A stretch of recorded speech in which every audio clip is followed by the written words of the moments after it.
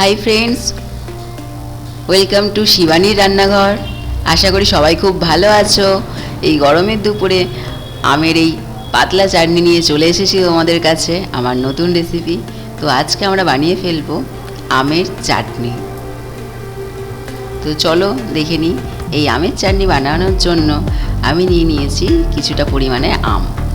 এই আমের পাতলা চাটনি খুব সহজ, এটা যে কেউ বানাতে পারে। তো তার জন্য নিয়ে নিয়েছি একটা আম, যা আমি স্লাইস করে কেটে নিয়েছি। আর নিয়ে নিয়েছি কিছুটা পরিমাণে সর্ষের তেল। তো গরম কড়াতে সর্ষের তেল নিয়ে নিয়েছি। তেলটা গরম হয়ে গেলে আমি তার মধ্যে দিয়ে দিচ্ছি দুটো শুকনো লঙ্কা। তো শুকনো লঙ্কা আমি মাঝখান থেকে কেটে নেব যাতে না লঙ্কাটা ফাটে। লঙ্কাটা কেটে দিয়ে দিলাম। লঙ্কাটা গরম তেলে ভালো করে ভেজে নেব। এরপর এর মধ্যে আমি দিয়ে দিচ্ছি সাদা সর্ষে। সর্ষেটা আমি খুব ভালো করে তেলের মধ্যে ভাজতে দেব।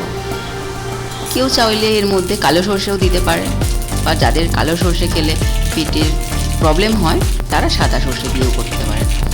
সর্ষে একটু ভালো করে ফাটলে খুব সুন্দর একটা ফ্লেভার বেরোয়।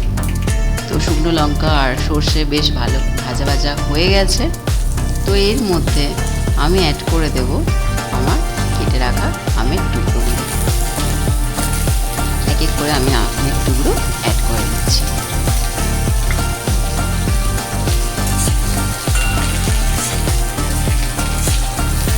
সমস্ত আম আমি দিয়ে দিলাম।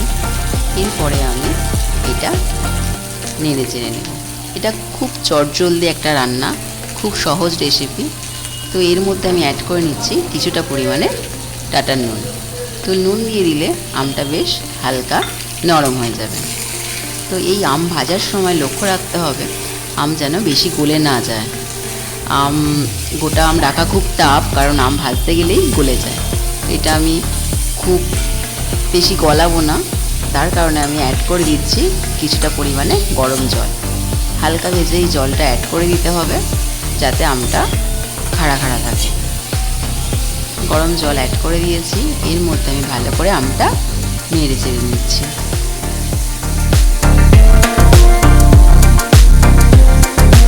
এরপর এর মধ্যে আমি অ্যাড করে দিচ্ছি কিছুটা পরিমাণে গুঁড়ো হলুদ। গুঁড়ো হলুদ দিয়ে অ্যাড করে নিয়ে আমি দিয়ে দিলাম কিছুটা পরিমাণে চিনি। তো চিনি এখানে আমি একটু বেশি পরিমাণে দিয়েছি, কারণ আমটা আমি টেস্ট করে দেখেছি খুব কাঁচা ছিল তখন আমটা কিন্তু খুব টক ছিল। তো টক থাকার কারণে একটু বেশি করে চিনি দিলাম, যাতে বেশ মিষ্টি মিষ্টি হয়, বাচ্চারা বড়রা সবাই খেতে পারে। তো ঢাকা দিয়ে সিদ্ধ করে নিয়েছি। ভালো ফুটতে শুরু করে দিয়েছে আর খুব সুন্দর কালার এসেছে, আর একটা বিভৎস সুন্দর গন্ধ বেরোচ্ছে। জাস্ট জিভে জল এসে যাচ্ছে এটা দেখে। আমার আমের চাটনি হয়ে এসছে। এরপর আমি দেখে নেব আমগুলো সিদ্ধ হয়েছে কি। তো গরমের দিনে শেষ পাতে চেটে পুটে খেতেই হবে আমের চাটনি। তো আম তো খুব উপকার। কাঁচা আম কিন্তু শরীর ঠান্ডা করে, তাতে গরমও কম লাগে। তো কাঁচা আম অনেকভাবে খাওয়া যায়। তো এখানে আমি চাটনি করে নিয়েছি।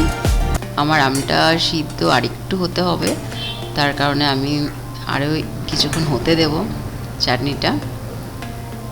খুব সুন্দর গন্ধ বেরোচ্ছে, হয়ে এসেছে আমার চাটনি। তো আমার রেসিপি ভালো লাগলে ফলো করো, কমেন্ট করো। আমার আরও রেসিপি আছে, সেগুলো ফলো করো। আমাকে সুন্দর সুন্দর কমেন্ট করার জন্য অনেক অনেক ধন্যবাদ। তোমাদের এই ভালোবাসা পেয়ে আমি অনেক উৎসাহ পাচ্ছি। আমাকে আরও উৎসাহ দিতে তোমরা কমেন্ট করো তোমরা নতুন কী কী রেসিপি দেখতে চাও, আমি সেগুলো বানিয়ে দেখাবো। আর তোমাদের ভালোবাসা পেলে আমি আরও সুন্দর সুন্দর জিনিস তোমাদের করে দেখাতে পারবো। তো আমের চাটনি হয়ে গেছে, আমি তুলে নেব। দেখতেই পাচ্ছ আমগুলো গলতে দিইনি, তো আমগুলো খুব খাড়া খাড়া হয়েছে। আর তার সঙ্গে চাটনির কালারটা কত সুন্দর এসেছে। সুন্দর এই রসটা দেখতে পাচ্ছ আমের, একদম হালকা হলুদ রঙের, খুব ভালো লাগছে দেখে, জাস্ট জিভে জল এসে যাচ্ছে। তো শেষ পাতে চেটেপুটে খেতে হবে আমের চাটনি, তার জন্যই বানিয়ে ফেলো গরমের দুপুরে আমের এই সুন্দর হালকা পাতলা চাটনি। রেডি একদম। এরপর সুন্দর করে সার্ভ করে দাও। আমের চাটনি সমস্ত কিছুর সঙ্গেই খেতে পারো, ভাত, রুটি, লুচি, যে কোনো অনুষ্ঠানে বা এমনি দিনে জমে যাবে খাওয়া দাওয়া, যদি শেষ পাতে থাকে এই সুস্বাদু আমের চাটনি।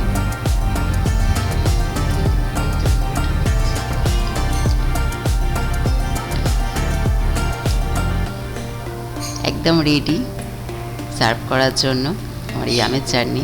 তো আমার ভিডিও ভালো লাগলে লাইক করো, কমেন্ট করো, শেয়ার করো, আর অবশ্যই সাবস্ক্রাইব করো, যাতে আমার নতুন নতুন ভিডিওগুলো তোমার কাছে চলে যায়।